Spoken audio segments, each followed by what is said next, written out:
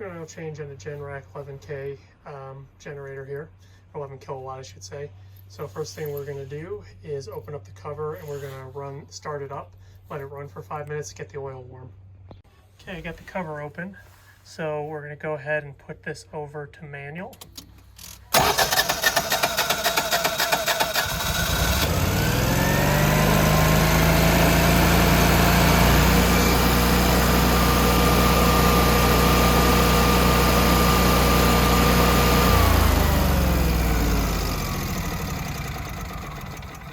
So I ran that for 5 minutes and I pressed stop, and now I've got this switched off. So therefore, what you don't want to have happen is have the oil out of this thing and then end up in a situation where you have the power go out and then this thing kick on. So you want to put that to the off position. And then the other thing it doesn't hurt to do is you can throw this breaker off. And that would just mean, we won't be going near any of the high voltage side of this, but nonetheless, let's go ahead and turn that breaker off, and we'll go ahead and get to work. So next thing you need to do is there's this front cover here, and all you have to do is just pull up on this, and it comes off, and we have access to everything we need. And the two key items here, got an oil filter, and then this is where you drain out the oil.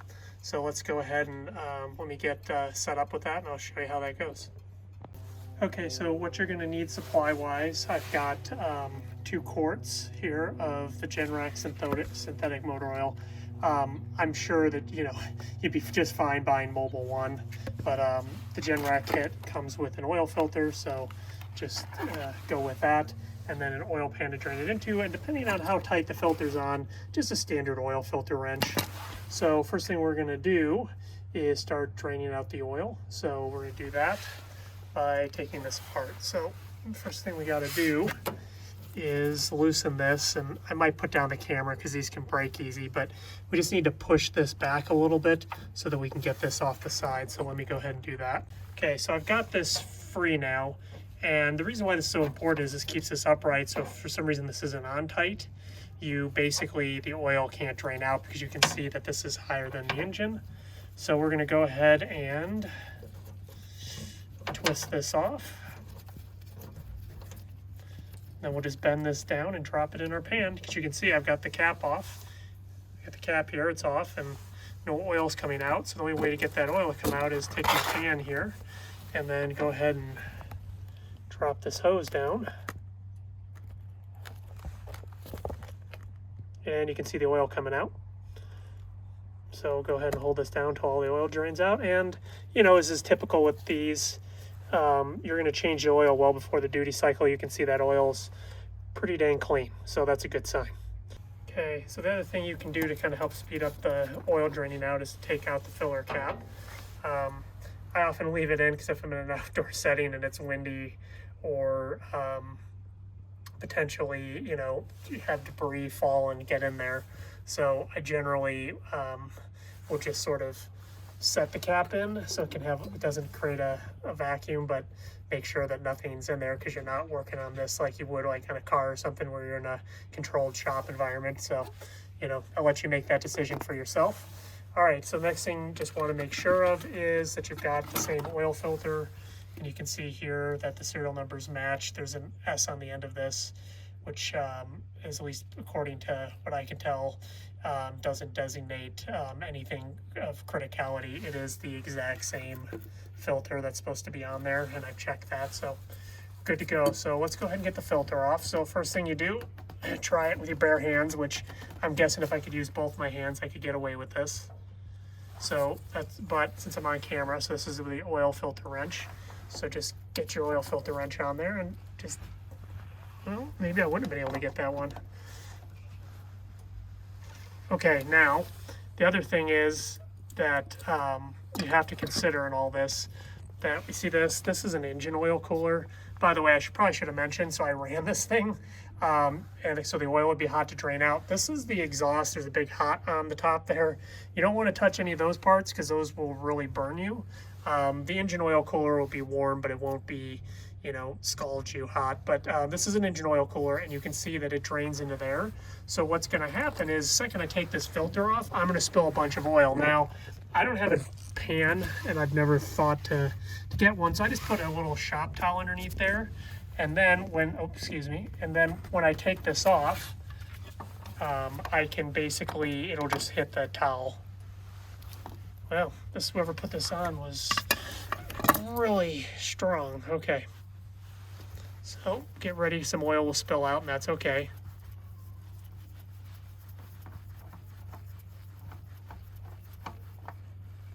Okay, and then I just set this over here in my pan. Let the oil drain out. And then you can see some of that oil getting collected in the towel. And I'll get probably an extra towel there because it may not be enough. Probably isn't.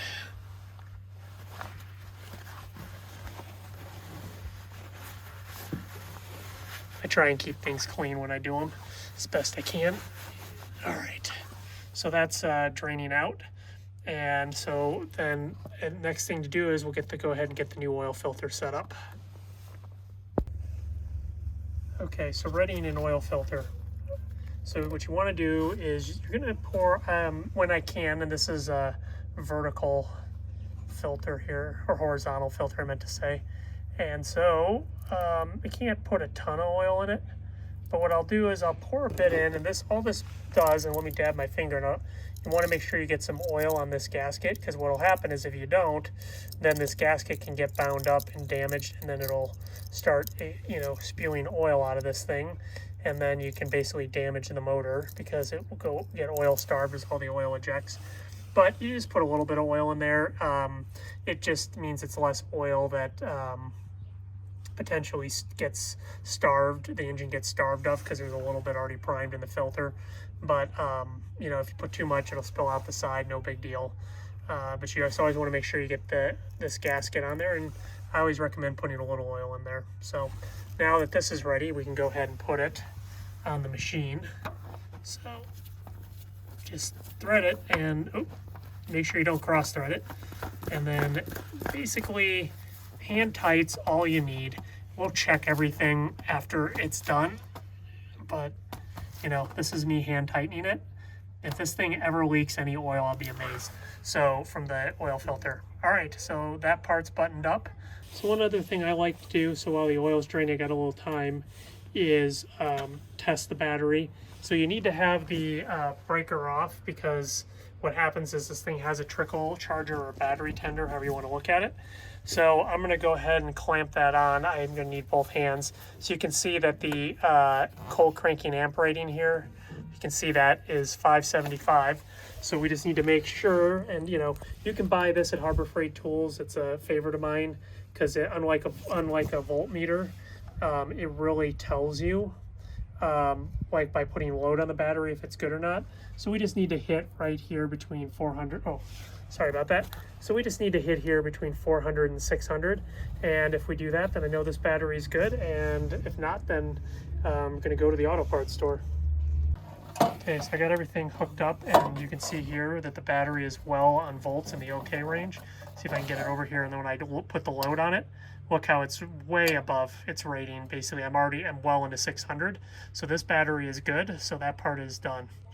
Also, while you're changing the oil, it's a good time to check the oil filter, or the air filter I meant to say. So just take these two latches off, and then this should lift up, and then you're going to push back. So there's these two kind of posts that or maybe just one, but let's go ahead and ease it off.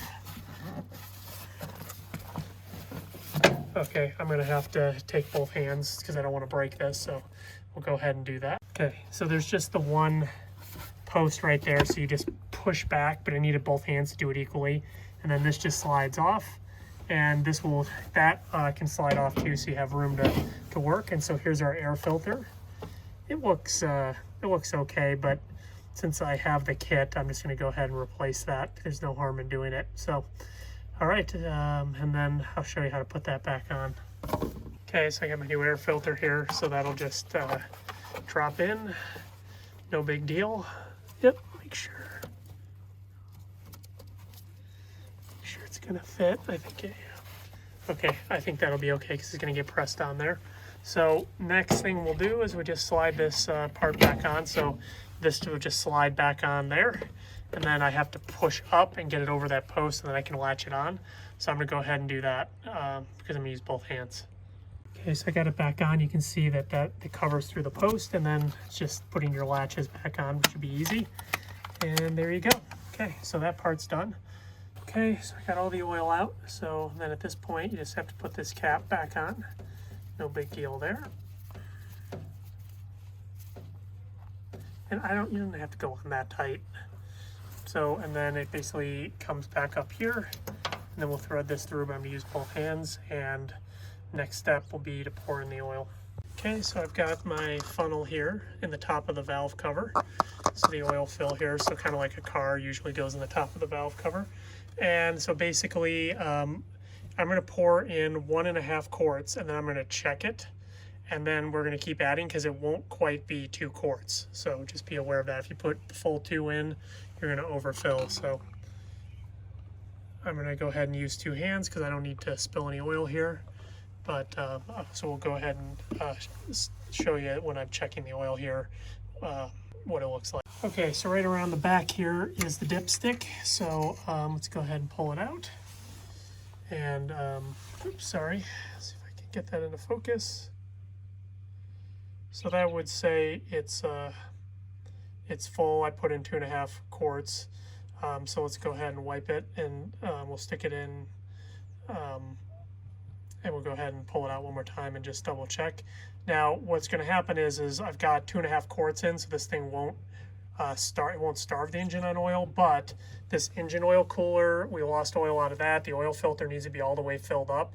So what'll happen is we'll go ahead and run this to check the final level, and I guarantee you this will drop substantially. So let's, I'll go ahead and check this one more time off camera, then we'll run the engine and check it again. Okay. So I've got everything put back together, dipstick in, oil filter in, and this is also a really important thing, is we're gonna run this for a few minutes. I'm gonna be checking to make sure that there's no oil leaks. So like if you didn't get this on or something happened with the gasket, this is when you're gonna find out, and you can stop the machine before anything bad happens. So I'm gonna go ahead and put it back in manual mode, and we'll get it fired up here, and then we'll watch it run for just a little bit.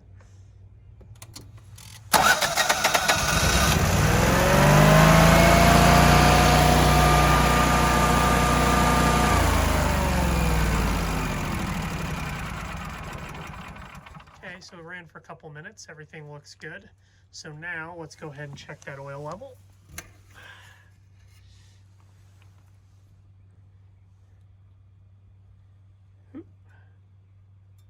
Yep, and so it went down based on this.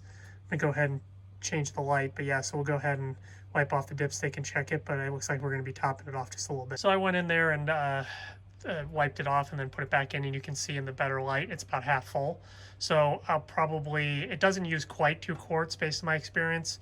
So what we're gonna do is we're gonna just I'm a little over half a quart, so I'm gonna go to like, I don't know, like 7/8 of a quart, if you will, and we will keep checking the level as we add, and once it gets to full, we'll be done. And then I always like to run the engine one more time, and then we'll be done. Okay, so we topped off the oil. So now I'm going to take out the dipstick, and you can see, if I can get a good angle there, it's right at the full mark, so that's perfect. So we'll put that back in. So then the last thing that you need to do is you need to make sure you don't have any oil leaks. So what you want to do is you want to put your hand underneath your oil filter here and make sure you've cleaned it beforehand, but you can see I'm not getting any oil on my hands, which means that this generator is not going to leak from there. And the other thing you can do is check like these oil cooler fittings. I'm not seeing any oil there. So as far, all the things that I'd be worried about on the bottom side of this that could be troublesome that way are fine.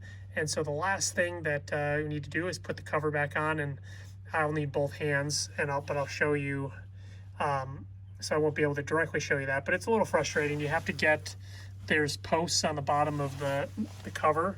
You need to get them in both these holes while at the same time feeding the top part into these notches. So just take your time and be patient, and you'll get it eventually. So let's go ahead and get that cover on, and then we'll put this thing back in service.